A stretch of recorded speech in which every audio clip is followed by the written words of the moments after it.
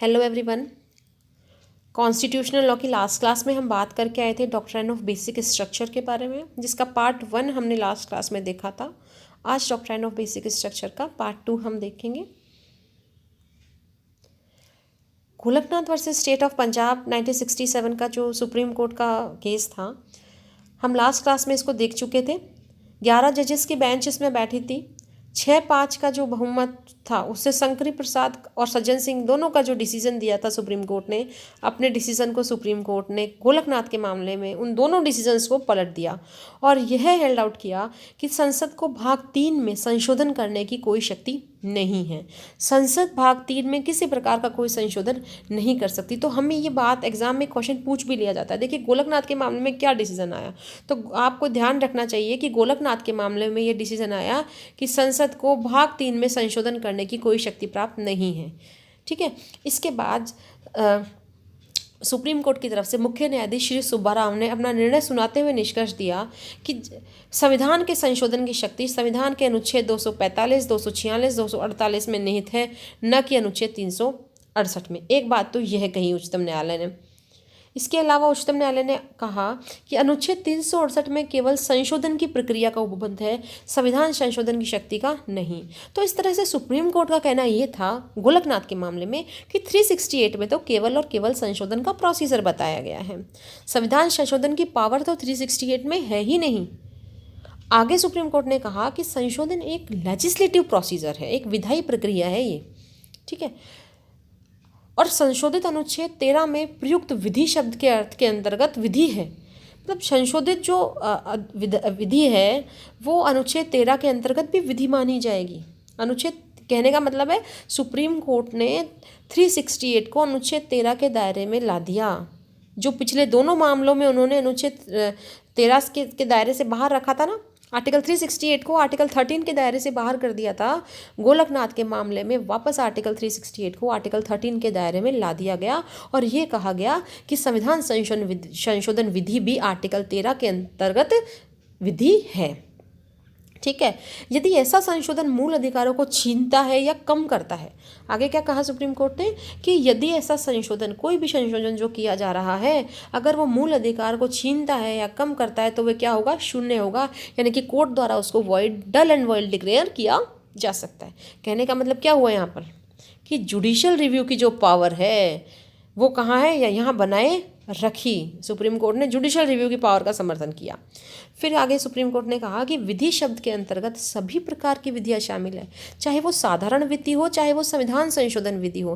पिछले लेक्चर में जैसा मैंने आपको बताया था कि लास्ट दोनों जो शंकरी प्रसाद का वाद हो चाहे सज्जन सिंह का वाद हो, वह सुप्रीम कोर्ट ने कहा था कि आर्टिकल 13 जो है वो साधारण विधि पर, ऑर्डिनरी लॉज पर लागू होता है, जबकि आर्टिकल 368 जो है वो कॉन्स्टिट्यूशनल अमेंडमेंट लॉज पर लागू होता है, संविधान संशोधन विधियों पर लागू होता है। इस फर्क को गोलकनाथ के मामले में समाप्त कर दिया गया और ये कहा कि आर्टिकल 13 दोनों ही प्रकार की विधि पर लागू होता है, चाहे वो साधारण विधि यानी कि ऑर्डिनरी लॉज हो, चाहे वो संविधान संशोधन विधि यानी कि कॉन्स्टिट्यूशनल अमेंडमेंट लॉज हो। क्लियर।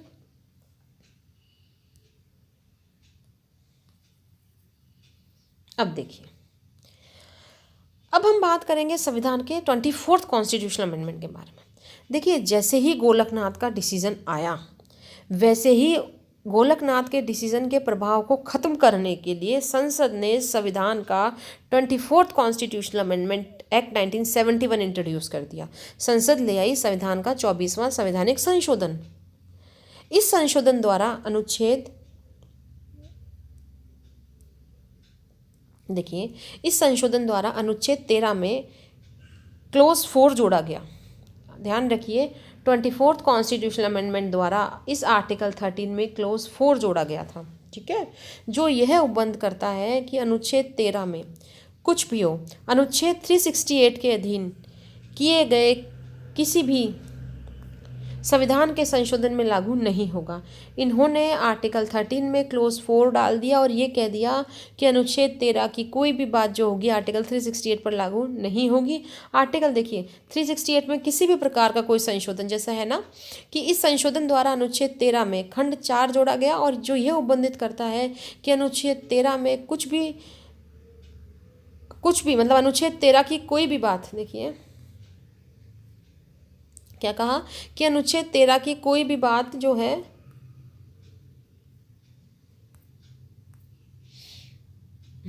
अनुच्छेद 13 की कोई भी बात अनुच्छेद 368 के अधीन किए गए किसी भी संविधान संशोधन में लागू नहीं होगी। कहने का मतलब है 24वें संवैधानिक संशोधन द्वारा आर्टिकल 13 को और साथ के साथ आर्टिकल 13 से वापस 368 को अलग कर दिया गया और आर्टिकल 13 जो है, आर्टिकल 13 जो है उसके दायरे से 368 को बाहर रखा गया। वापस 24th कॉन्स्टिट्यूशनल अमेंडमेंट द्वारा वही स्थिति कर दी गई जो स्थिति गोलकनाथ के निर्णय से पहले थी। समझ में आई बात। तो 24वें संविधान संशोधन द्वारा न केवल ये व्यवस्था की गई कि संविधान के संशोधन की शक्ति अनुच्छेद 368 में निहित है, बल्कि अनुच्छेद 368 में परिवर्तन, परिवर्धन या निरसन के रूप में संविधान के किसी उपबंध में संशोधन करने की शक्ति होगी, यह शब्दावली भी जोड़ दी गई थी। और यह शब्दावली जोड़ने के बाद जो संसद का संसद का संशोधन करने का जो दायरा था, जो क्षेत्र था, उसको अत्यधिक विस्तृत कर दिया गया, मतलब उसकी पावर्स को बढ़ा दिया गया। तो कहने का मतलब है 24th कॉन्स्टिट्यूशनल अमेंडमेंट जो था उसके द्वारा गोलकनाथ से पहले की कंडीशन वापस वैसी की वैसी एज इट इज़ कर दी गई और इसके साथ के साथ संसद को और भी ज़्यादा पावर दे दी गई कि वो संविधान के किसी भी पार्ट में किसी भी चीज़ का चेंज कर सकती है। कोई वेरिएशन करना हो, कोई एडिशन करना हो, कोई रिपील करना हो तो वो कर सकती है। तो इस तरह से उसकी पावर्स को बढ़ा दिया गया। ठीक है, फिर बात करते हैं हम इसके 24th कॉन्स्टिट्यूशनल अमेंडमेंट के बाद Kesavananda Bharati. 24th constitutional amendment act को केशवानंद भारती का जो मामला आया 1973 का, भाई 24th कॉन्स्टिट्यूशनल अमेंडमेंट आपका आया था, उसके बाद केशवानंद भारती के मामले में इसको चैलेंज किया गया। उपरोक्त मामले में संविधान के 24वें संविधान संशोधन अधिनियम को की विधिमान्यता को चुनौती दी गई कि भाई ये अधिनियम सही नहीं है। इस मामले में मुख्य विचारणीय प्रश्न यह था कि संविधान के अनुच्छेद 368 में संसद को जो संशोधन की शक्ति दी गई है उसकी सीमा क्या है। हमने जब क्लास स्टार्ट करी थी तभी भी मैंने आपसे ये बात कही थी। दो क्वेश्चन हमारे सामने उस समय राइज हुए थे कि क्या फंडामेंटल राइट्स में अमेंडमेंट किया जा सकता है, उसका जवाब है।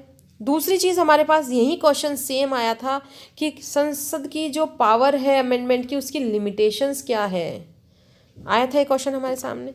तो यही क्वेश्चन फिर सुप्रीम कोर्ट के सामने केशवानंद भारती के मामले में फिर से अराइज हुआ और वहाँ पर सुप्रीम कोर्ट ने अब इस मामले की सुनवाई के लिए 13 जजेस की बेंच बैठाई। एक विशेष न्यायपीठ बैठी थी जिसमें 13 न्यायाधीश थे, सबसे बड़ी बेंच। उच्चतम न्यायालय ने सर्वसम्मति से निर्णय दिया कि संसद को मूल अधिकारों में संशोधन करने की शक्ति प्राप्त है।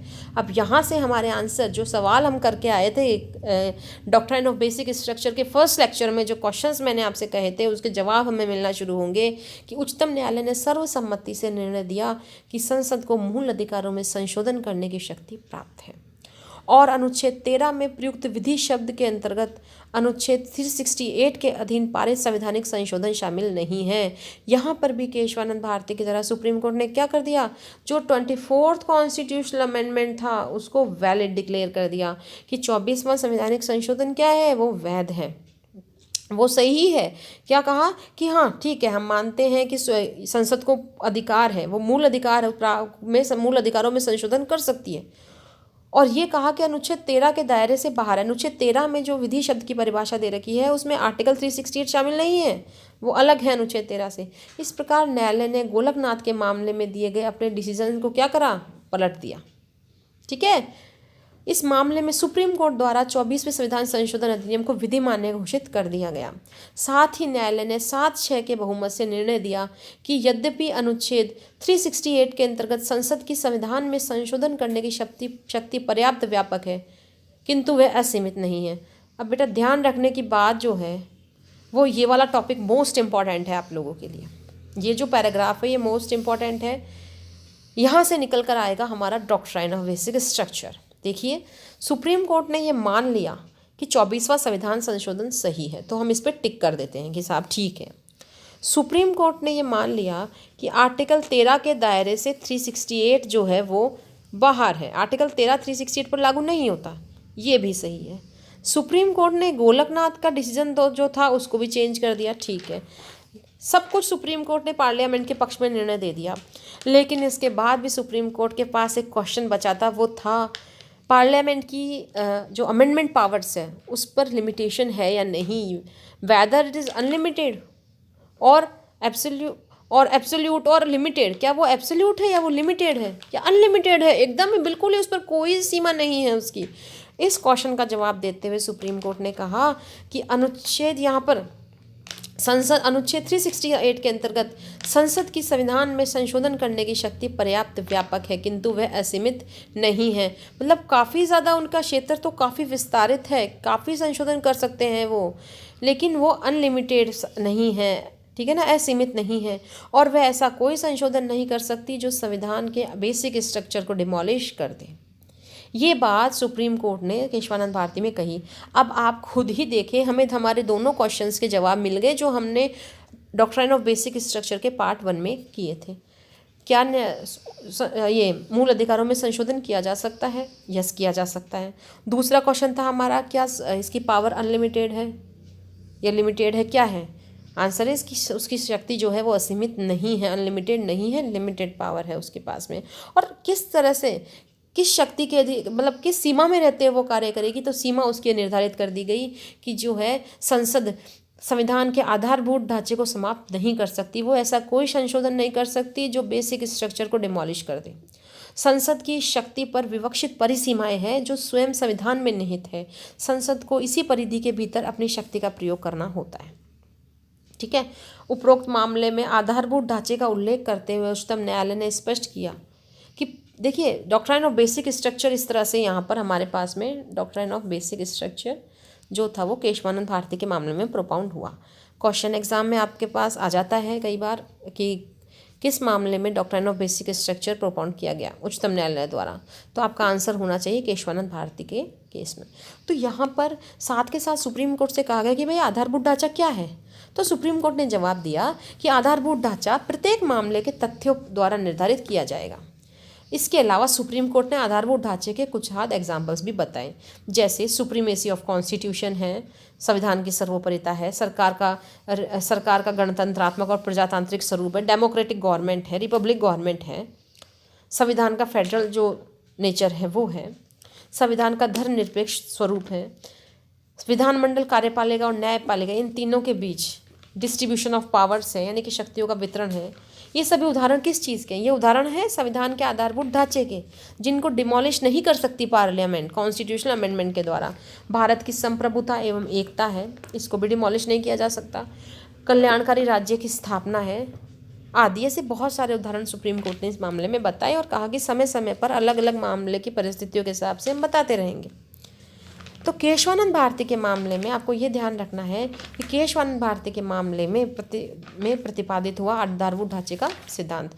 ये जो आधारभूत ढांचे का सिद्धांत था, सुप्रीम कोर्ट ने अपने अनेक निर्णयों पर बाद में भी इसको लागू किया। तो आज की क्लास में हमने गोलकनाथ के आगे की स्थिति देखी और उसके बाद 24th कॉन्स्टिट्यूशनल अमेंडमेंट हम पढ़कर आए, और उसके अलावा हमने बात करी केशवानंद भारती के मामले की। डॉक्ट्राइन ऑफ बेसिक स्ट्रक्चर के अगले पार्ट में हम केशवानंद भारती के आगे की स्थिति पर चर्चा करेंगे। तब तक thank you all of you.